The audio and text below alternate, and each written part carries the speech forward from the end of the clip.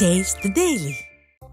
திருவண்ணாமலை மாவட்டம் நம்பேடு கிராமத்தில் தர்பூசணி சாகுபடியில் நஷ்டம் ஏற்பட்டதால் விவசாயிகள் நூதன முறையில் ஆர்ப்பாட்டம் மேற்கொண்டனர்.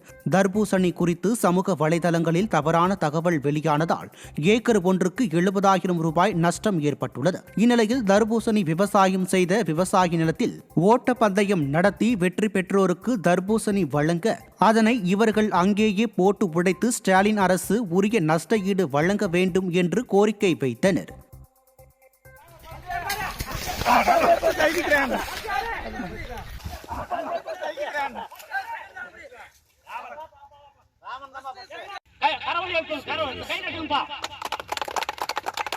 ஆகவே இந்த தர்பூசணி விளைநிலத்தில் ஓடி முதல் பரிசு பெற்ற சங்கமுண்டி ராமன் அவர்களுக்கும் சங்கமுண்டி தம்பிக்கும் அடுத்து நம்பேடு தம்பிக்கும்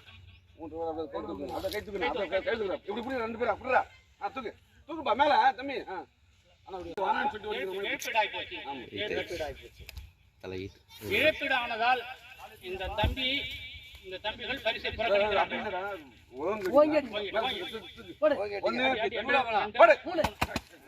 10,000 ஏக்கர் தர்பூசணி சாகுபடி விளைந்த பழங்கள் வீணாகி போய்விட்டது.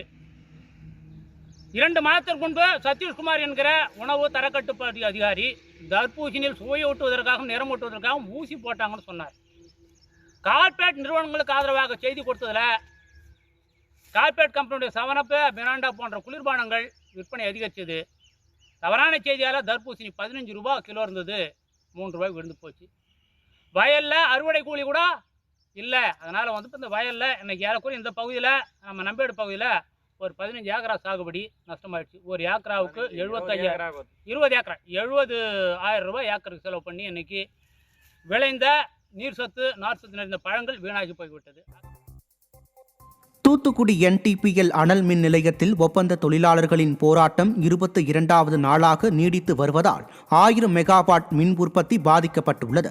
நெய்வேலி அனல் மின் நிலையத்துக்கு இணையான ஊதியம் வழங்க உயர்நீதிமன்றம் உத்தரவிட்டும் நிர்வாகம் நடவடிக்கை எடுக்காததால் போராட்டம் தொடர்கிறது. 8ஆம் கட்ட பேச்சுவார்த்தை தோல்வியடைந்த நிலையில் வேலைநிறுத்த போராட்டத்தில் ஈடுபட்டனர். இதனால் 1000 மெகாவாட் மின் உற்பத்தி பாதிக்கப்பட்டது. தூத்துக்குடியில் 10 லட்சம் ரூபாய் மதிப்பிலான பைபர் படகு தீ வைத்து எரிக்கப்பட்ட அதிர்ச்சி சம்பவம் அரங்கேறியது. இனிகோ நகர் பகுதியைச் சேர்ந்த சேசுராஜ் என்ற மீனவருக்கும் அதே பகுதியைச் சேர்ந்த வேறு ஒருவருக்கும் முன்விரோதம் இருந்து வந்ததாக கூறப்படுகிறது. இந்நிலையில் இனிகோ நகர் கடற்கரையில் நிறுத்தி வைக்கப்பட்டிருந்த சேசுராஜின் ஃபைபர் படகிற்கு மர்ம நபர்கள் தீ வைத்தனர். இதில் 10 லட்சம் ரூபாய் மதிப்பிலான படகு முழுவதும் எரிந்து சேதமடைந்தது. திமுக ஆட்சியில் காவல்துறை மீது சிறிதும் பயமில்லாததால் இது போன்ற குற்ற சம்பவங்கள் அரங்கேறுவதாக மக்கள் குற்றம் சாட்டியுள்ளனர். திண்டுக்கல் மாவட்டம் கொடைக்கானலுக்கு கோடை சீசனை முன்னிட்டு ஏராளமான சுற்றுலா பயணிகள் சென்று வரும் நிலையில் அரசு பேருந்து சாலையில் திடீரென பழுதாகி நின்றதால் பயணிகள் கடும் அவதியடைந்தனர். மேட்டுப்பாளையத்தில் இருந்து பழனி வழியாக 1 மணிக்கு வந்த அரசு பேருந்து கொடைக்கானலுக்கு புறப்பட்டு 8 கிலோமீட்டர் தொலைவில் பழுதாகி நின்றது. இதனால் 40க்கும் மேற்பட்ட பயணிகள் 1 மணி நேரத்துக்கும் மேலாக காத்திருந்து அவதியடைந்தனர். ஸ்டாலின் அரசு போக்குவரத்து கழகம் ஓட்டை உடைசல் பேருந்துகளை இயக்குவதே இதற்கு காரணம் என பொதுமக்கள் பலரும் அப்போது குற்றம் சாட்டினர்.